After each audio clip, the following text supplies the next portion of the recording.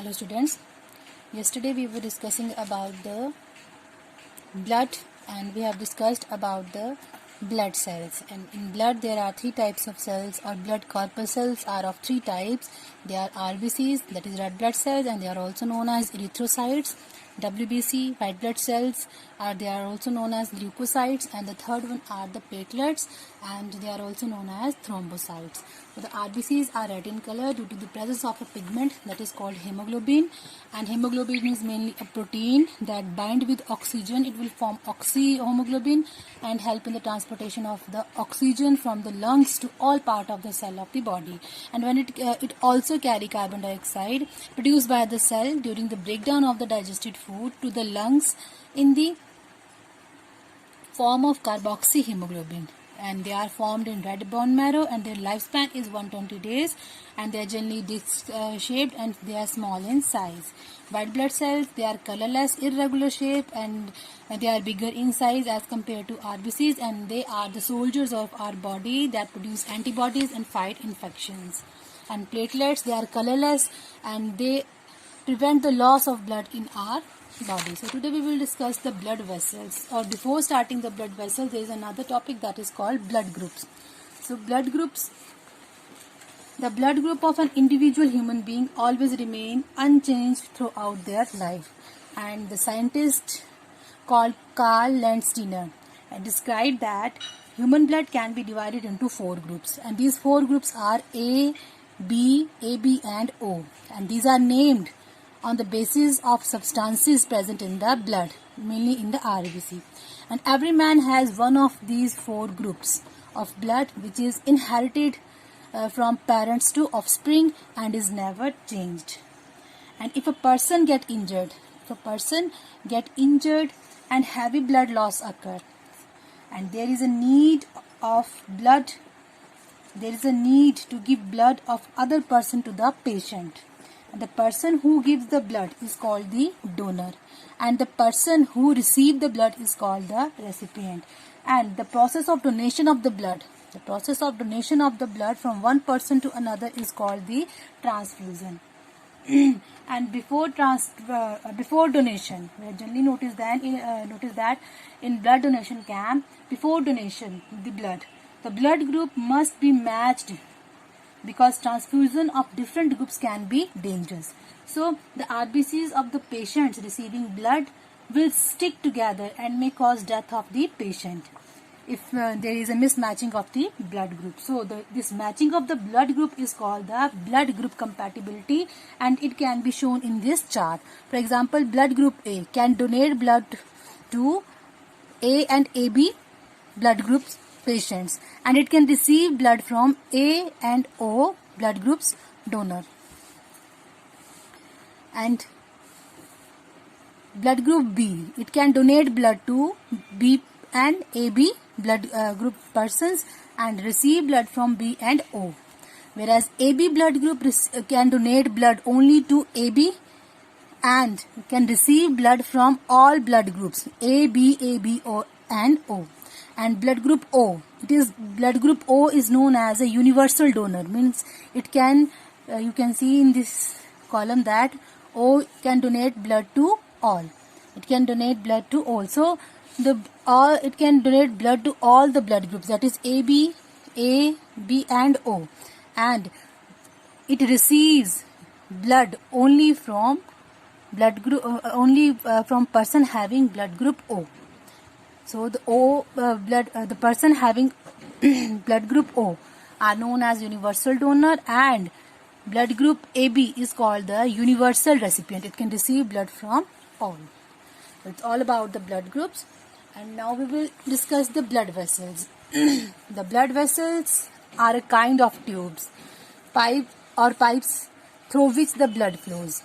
Simply we can define it as the tube-like structures through which the blood flows are called blood vessels, and they are of three types: arteries, veins and capillaries. So first of all we will define arteries.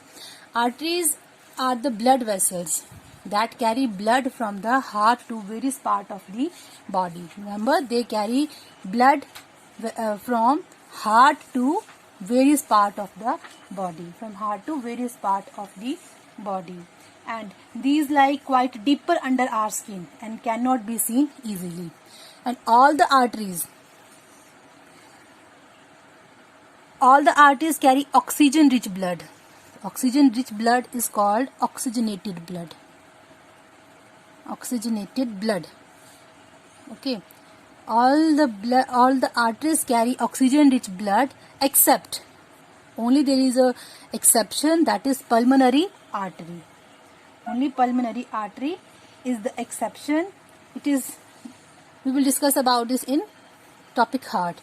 And almost all or each organ has its own artery that supply blood from heart to that organ. And arteries have thick and elastic muscular walls because blood flow is fast or rapid and at a high pressure in the artery.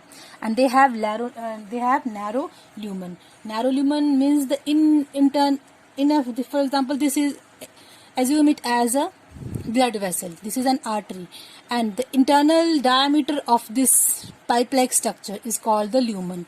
And arteries generally have a narrow lumen, means they have very less diameter. Internal diameter is very less.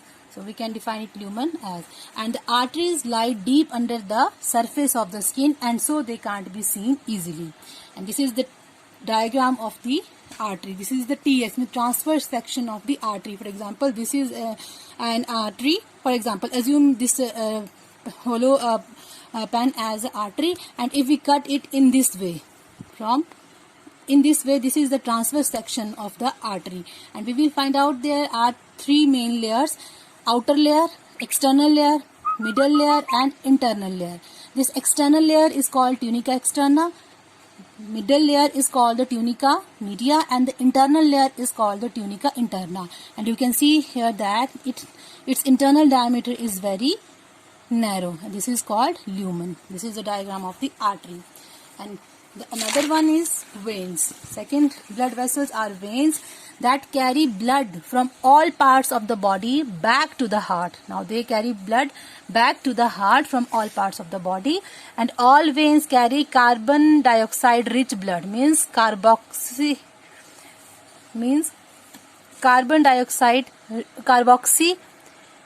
or impure blood. They carry impure blood from all parts of the body back to the heart. And the veins have very thin and less elastic. They are very thin and less elastic muscular walls because blood flow is not fast and blood flow at a very low pressure. They have wide lumen. In this diagram you can see that. Similarly, both have the three main layers, but depends upon they are less elastic, whereas the arteries are the more elastic, and they have wide lumen. You can see that it has a wide lumen. And veins are less deeply situated than arteries. Generally we see the greenish blue lines on our arms and legs, and these greenish blue lines which we see just below our skin of hands and legs are the veins.